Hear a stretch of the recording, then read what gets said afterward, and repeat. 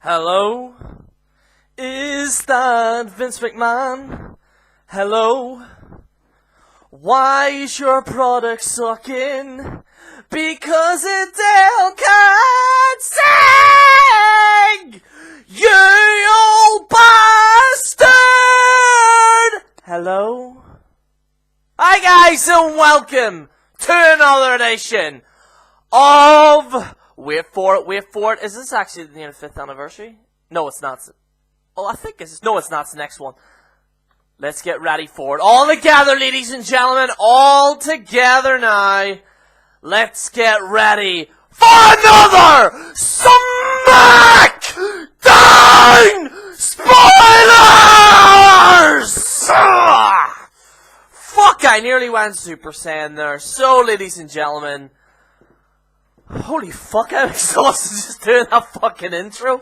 Anyway. Holy fuck, that intro near killed me. But anyway, guys, let's get into your SmackDown spoilers. We've also got some additional news for you as well.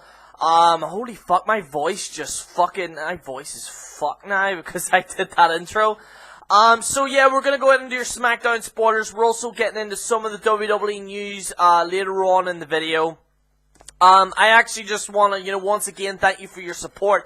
I actually want to say a special thank you to Knock Burgundy. Knock Burgundy does YWC news. I don't think anyone's actually ever done it in a while. Where's my fucking e-cigarette? I always fucking forget to do the fucking e-cigarette, like, like whenever I'm doing stuff. But anyway,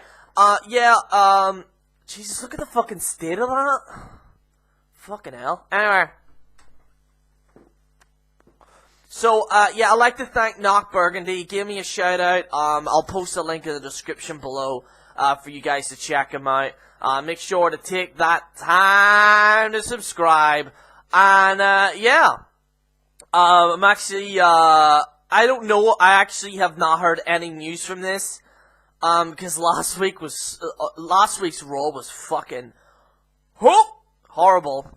So anyway, let's just, we're gonna see how many disqualifications there is. I hope there's none. But, anyway. I just seen something about Adele there. Anyway, Roman Reigns kicks off SmackDown with a promo. There is a tables, ladder, and chair set up in the ring. Oh, here we go. WWE World Heavyweight Champion Sheamus interrupts. Reigns calls Sheamus in the ring, but Sheamus laughs at him. Sheamus calls Reigns a walking, talking Adele. That is such a fucking coincidence, because I was singing Adele's song at the start of the video. He calls him a walking, talking Adele song. Hello? Is this Roman's Championship? Hello? Roman can cut a promo!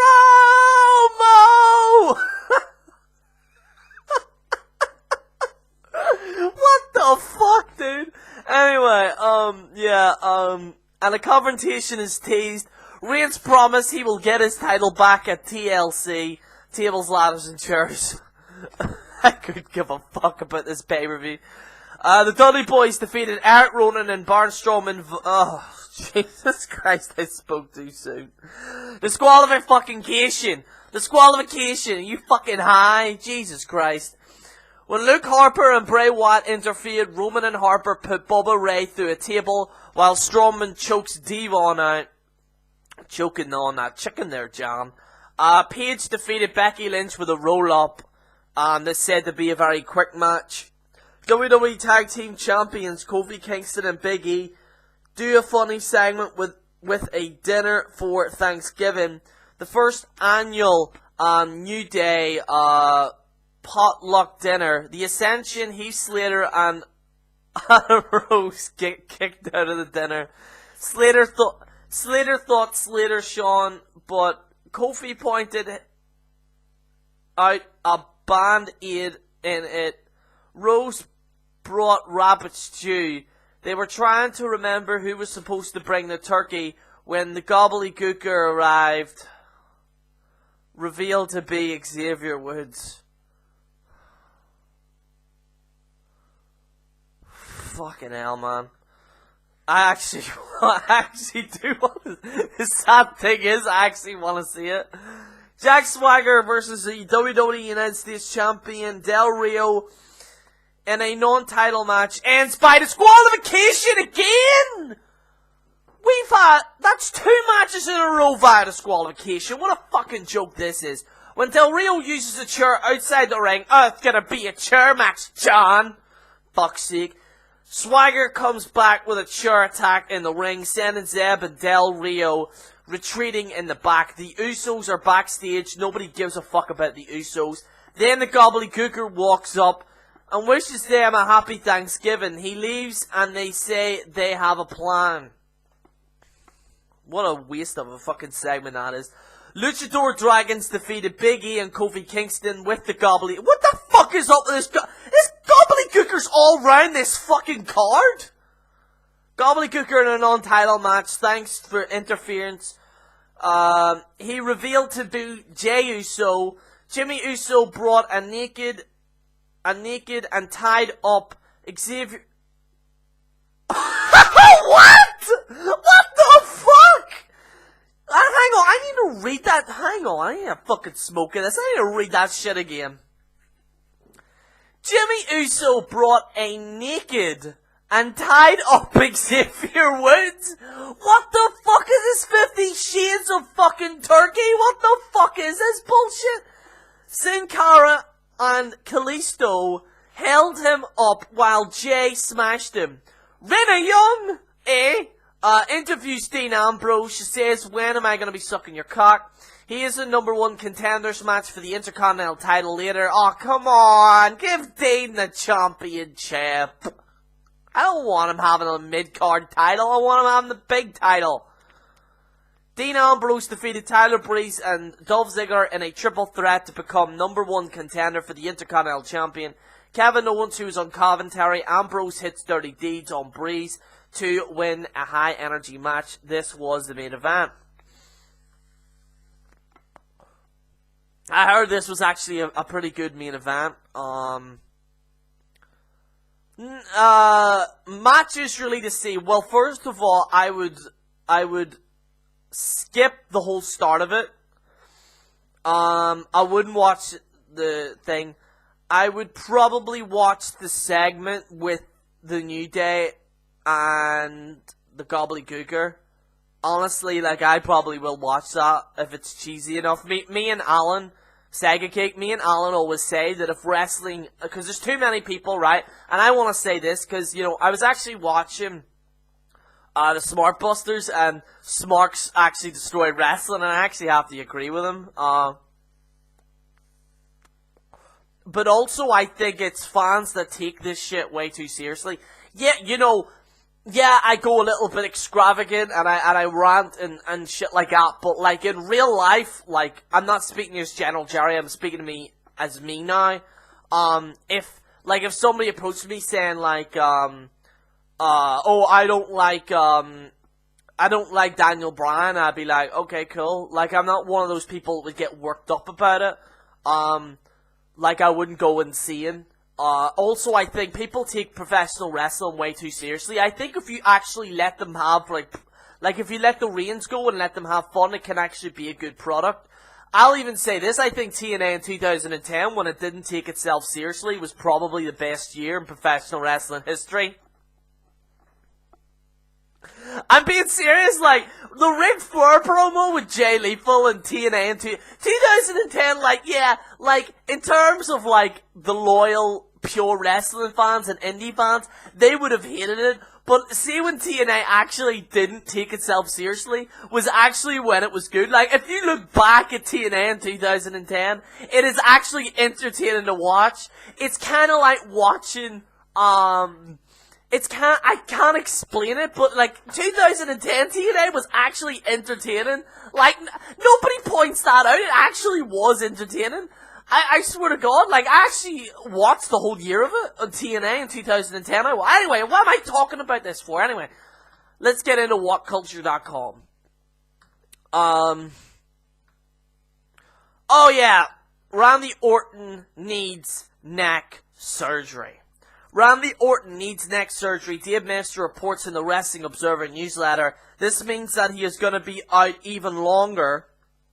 This ain't fucking good. Is half of the fucking roster... Is everyone in this roster injured? What the fuck is going on? Dave Master reports that means he will be out far longer than expected, as he needs to recover from his shoulder injury first. It's like a fucking call center here. People stop calling me! For fuck's sake! I keep getting calls all the time from random people.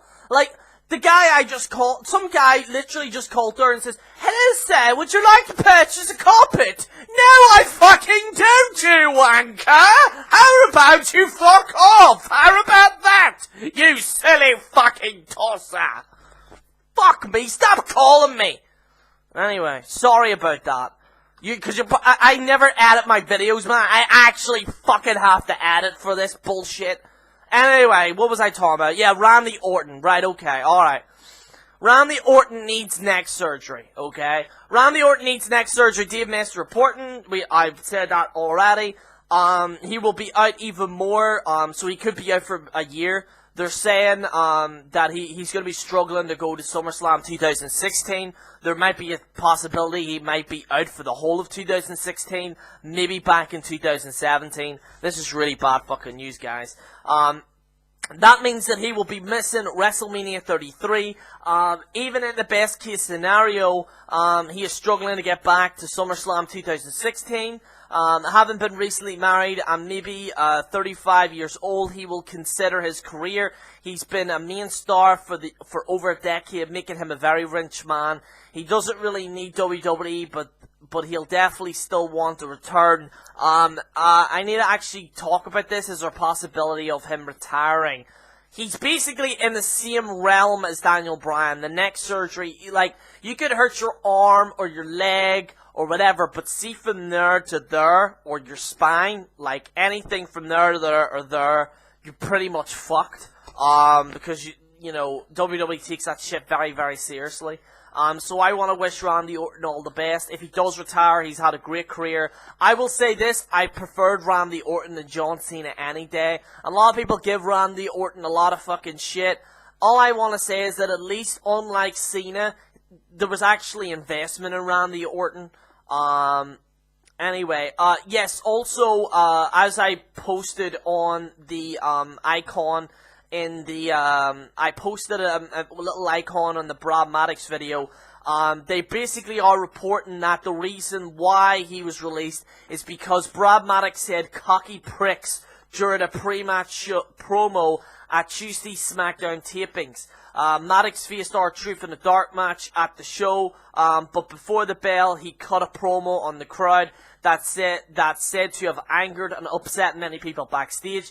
His use of language was deemed too inappropriate, and the decision was made the next day to fire him. Maddox had been let go 5 years with WWE, which mostly involved him just being a name on the roster, but barely utilized after coming through the ranks in FCW in 2010. His most notable stint was a Raw general manager in July 2013 to May 2014, but then, as a lot of you will be aware, he took over, the Authority took over. I'd rather Brad Maddox as GM than the Authority, to be honest with you. Yeah, so Brad Maddox gets fired. Should he have been fired? Probably not. I don't see any problem with that.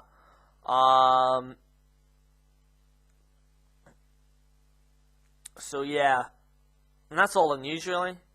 That's it, really. So yeah, anyway, guys, I hope you enjoyed the video.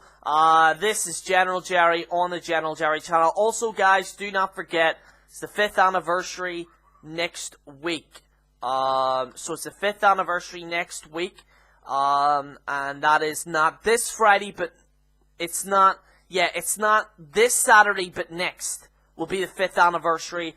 I'm going to be doing a monologue, it might be a long video, but I'm going to talk about me and my career and how I've been on YouTube. I'm also doing the best bits of General Jerry. I don't know how the fuck I'm going to do it, but I'm going to find as many videos as I can.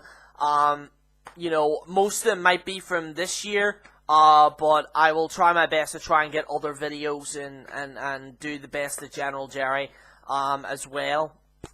And what else? And obviously the 5th anniversary hangout. You know, I've got a bottle of champagne here. I'm ready to open it for my 5th anniversary. You know, the viewership's up, Michael. The subscribers are up. And everybody's having a good time.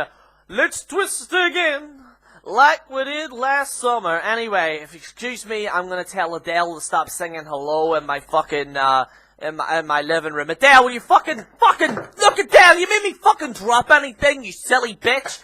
Fucking Adele. Adele, will you stop singing, ow, Jesus Christ, will you stop singing hello in my fucking room? Hello?